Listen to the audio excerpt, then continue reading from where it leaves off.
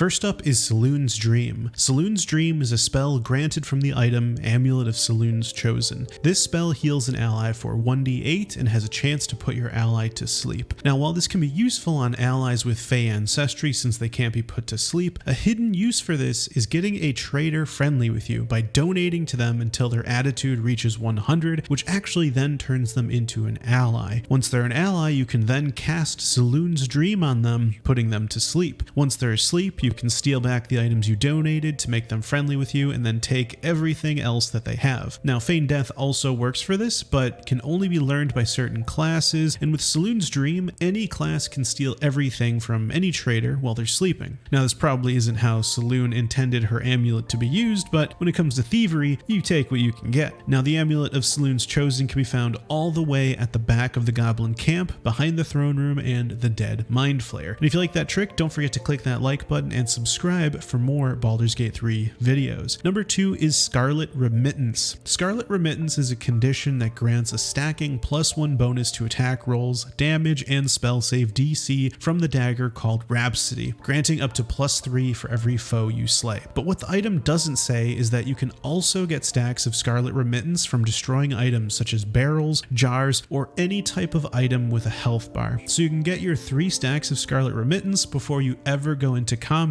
from a long rest. Not only that, but the buff actually stays on you after you take the dagger off. So you can pass the dagger on to another character, break a few pots, get your 3 stacks of Scarlet Remittance, and then rinse and repeat, passing from character to character. It's almost like an unholy ritual, passing the dagger around for a buff, which can be very good when applied to your whole party. Number 3 is Lesser Restoration. Lesser Restoration cures diseases, poisons, paralysis, or blindness. But what the spell doesn't say is that it also cures Bloodless. Now, Bloodless is caused by Astarion's Vampire Bite. And while you might not think to use Vampire Bite on your own party, getting the happy condition on Astarion grants +1 to all attack rolls, saving throws, and most ability checks until long rest. So there is an advantage to getting this before you reach combat. And since Bloodless is easily cured by Lesser Restoration, the only thing you lose is a spell slot, unless you get the Sylvanas Necklace. This item is found in the Druid Grove under a rock and allows you to cast Lesser Restoration once per short rest. This lets you always keep Astarion with the happy condition and your party without the Bloodless condition. This is especially useful in areas filled with undead or constructs where Vampire Bite can't be used. Number 4 is Healing Vapours. Healing Vapours is a spell cast by the Water Myrmidon, which can be summoned by a druid through the level 5 spell Conjure Elemental or through Wild Shape Myrmidon as a level 10 Circle of the Moon druid. Healing Vapours heals for 2d8 in an area, but it can also be used to reveal invisible characters. It can put out fire surfaces, which will then create mist, and perhaps most importantly, it gets targets wet. So while this spell might be an AoE heal, it can also be a great way to set up a chain lightning that will decimate your enemies, because being wet causes vulnerability to lightning and cold, and also the mist does the same thing. Number 5 is Aid. Aid is a level 2 spell from the Abjuration School acquired by paladins and clerics. This spell heals allies and increases their maximum hit points. But what this spell doesn't tell you is that it is the only spell that can be used to heal undead and construct minions. All other healing spells state that they cannot be used on constructs or undead. This makes the spell great for Spore Druid builds and Necromancer builds, which utilize summons that can't be healed by Healing Word, Healing Touch, Prayer of Healing, and so on. Number 6 is Radiating Orb. Radiating Orb causes affected entities to have -1 to attack rolls and sheds bright light in an area surrounding it. But what the condition doesn't mention is that it actually stacks with itself across multiple items that all grant the same condition. That means you can get your enemies to have massive losses to their attack rolls and miss all the time. Items like Luminous Gloves grant radiant damage, 1 stack of Radiating Orb. Coruscation Ring grants Radiating Orb upon spell damage, a nice combo with something like Magic Missile. And then there's Luminous Armor, granting Radiating Shockwave. When the wearer deals radiant damage, they cause a radiant shockwave which inflicts Radiating Orb in a 3-meter radius, which is amazing. This can be particularly great in melee range with Spirit Guardians, allowing you to put tons of stacks of Radiating Orb on your enemies. As a bonus, your ranged attackers will always have light on their targets because of Radiating Orb as well. And finally, number 7 is Produce Flame.